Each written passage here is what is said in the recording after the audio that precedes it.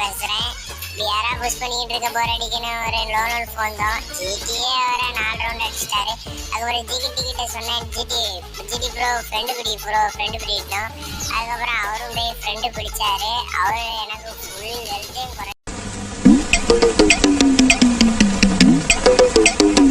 பயந்து தான் வந்தாரு. அடுத்து அமௌண்ட் போட்டு ஜாலியா விளையாண்டுக்கிட்டே இருந்தோம். அவர் அங்கிட்டும் இங்கிட்டும் ஸ்பைடர்மேன் மாதிரி தாவிட்டு கிடக்காரு. நாங்க ஜாலியா அமௌண்ட் போட்டு விளையாண்டுக்கிட்டே இருந்தோம்.